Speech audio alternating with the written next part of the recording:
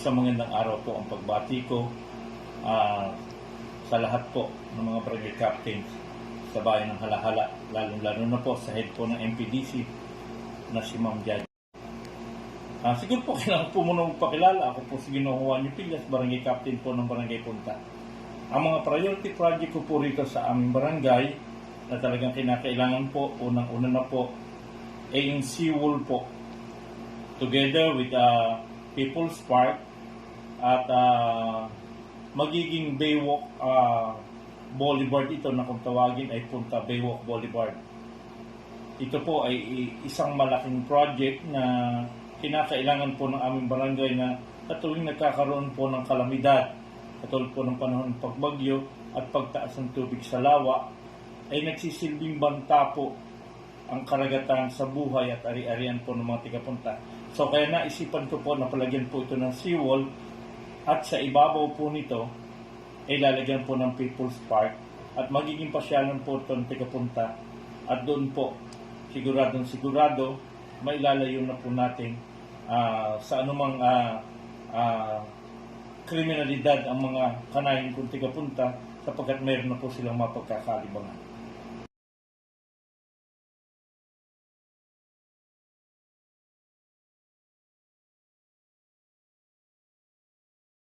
Okay.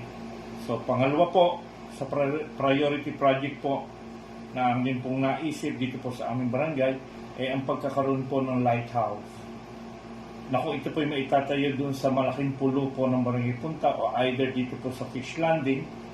Ay napakalaking tulong po nito para po sa mga mangingisda at sa mga naglalayag po o naglalakbay po sa karagatan sapagkat ito po ang magsisilbing palatandaan kung nasaan na po silang lugar at kung nasaan na po sila parte ng karagatan.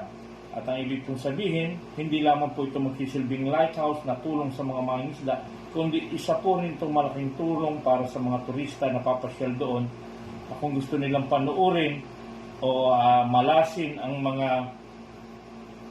mga migratory bird na nagpupunta ron sa malaking pulo, ay tiyak po masisiyahan sila dahil kung nasa itaas po silang lugar ng lighthouse, makikita po nila ang magandang view at sigurado po ma-enjoy at makaka-attract po ng turismo sa ating bayan o sa aming barangay.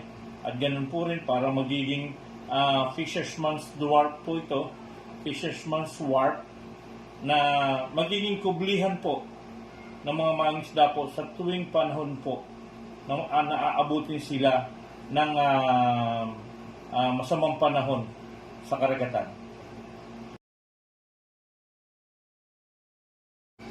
So, ang pangatlo pong priority project ng aming barangay ay yung bridge reconstruction po doon sa Mandique Creek sa may ilog dulo po.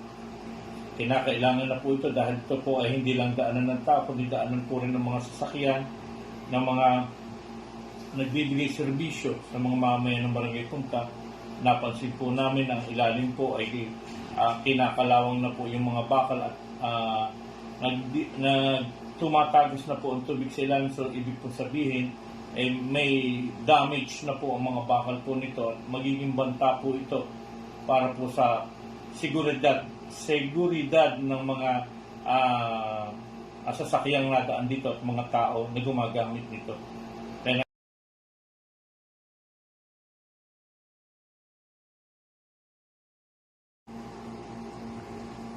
So, ang pang-apat na priority project po ng aking barangay dahil po meron na pong ilalagay na open canal both side from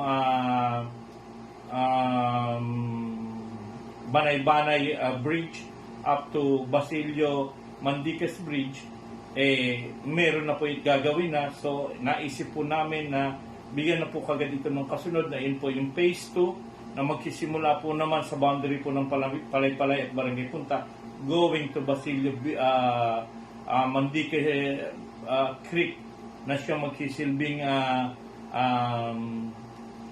tulong para po maiwasan ang pagbaha sa kalsada na nagbibigay ng hindi magandang dulot sa mga estudyante na gumagamit ng kalsada.